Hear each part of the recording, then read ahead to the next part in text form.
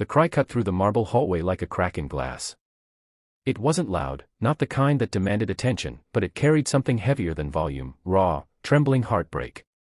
Daniel Hartley, billionaire CEO of Hartley Global, stopped mid-step.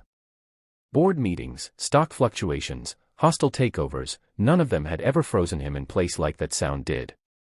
It came again, small and broken, from behind the closed door of the staff quarters.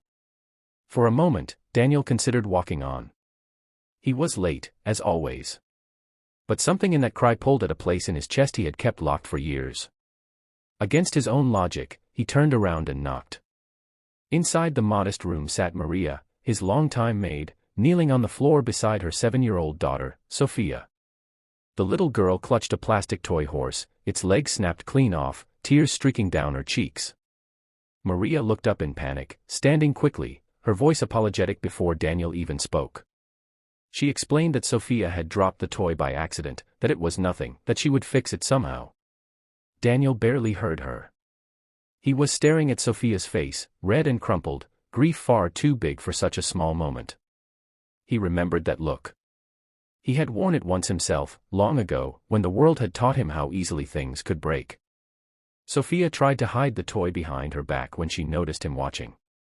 She sniffed, whispering an apology in a voice that shook.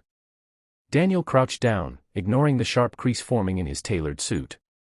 He asked her why the toy mattered so much.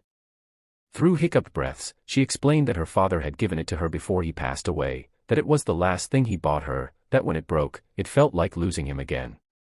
The words hit Daniel harder than any financial loss ever had. The room felt suddenly too small, the walls closing in with memories he had buried beneath years of ambition. Daniel stood up slowly, his jaw tight. He told Maria to take the rest of the day off, to be with her daughter. Maria protested, fear flickering in her eyes, worried about losing her job. Daniel stopped her gently and promised her position was safe. He left the room without another word, his footsteps heavy, his mind racing. What he did next would ripple through the entire household in ways no one could predict. Within an hour, the mansion buzzed with confusion. Calls were made, assistants scrambled, and security escorted a specialist toy restoration expert through the grand front doors. Not a replacement, not a new toy, but a careful restoration of the very same broken horse. Daniel watched from a distance as Sophia's eyes widened in disbelief, her tears turning to stunned silence as the men explained he could fix it, make it strong again without changing a thing. Maria covered her mouth, overwhelmed, while the rest of the staff whispered in disbelief. But Daniel wasn't done. That night, Daniel couldn't sleep. The image of Sophia clutching that toy haunted him. It wasn't about wealth, he realized. It was about memory, about loss, about how fragile the things we love truly are. He remembered his own childhood, growing up poor, watching his mother clean houses not unlike this one. He remembered crying over a broken radio his father had given him before walking out of their lives forever. No one had stopped for him back then. No one had asked why it mattered. The next morning, Daniel made a decision that stunned everyone. He announced the creation of a fully funded education and support program for the children of all household staff. Scholarships, healthcare, counseling, things he had once believed people should earn alone.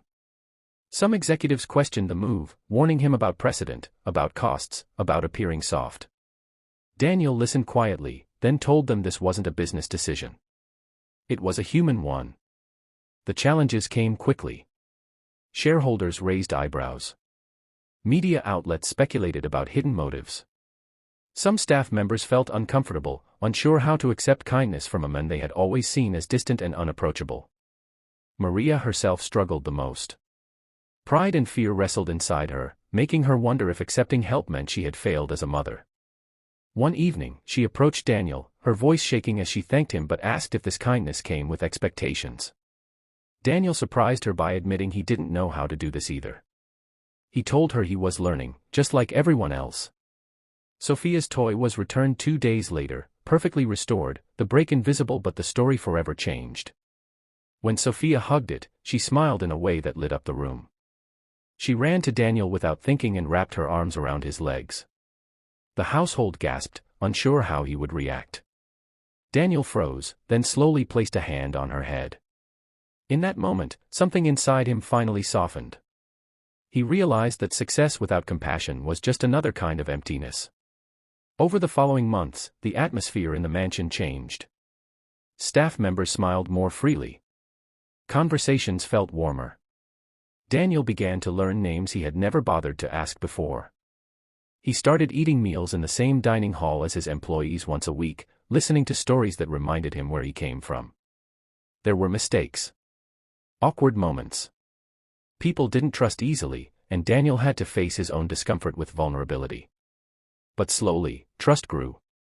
The greatest challenge came when Maria's mother fell seriously ill. Medical bills piled up quickly, threatening to undo everything Maria had worked for. Old fears resurfaced.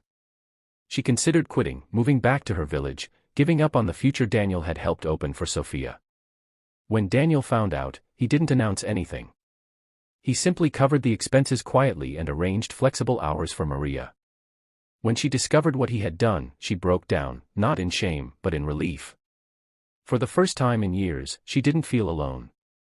The media eventually caught wind of the changes, painting Daniel as a reformed billionaire, a man transformed by a child's tears. They were partly right, but the truth was deeper. Daniel hadn't changed overnight. He was healing. The broken toy hadn't just been Sophia's. It had been his too, a reminder of everything he had lost and everything he still had the power to fix. Years later, when Sophia stood on a stage receiving an academic award, she scanned the audience until her eyes found Daniel. He was older now, lines of softness etched into his face, clapping louder than anyone else.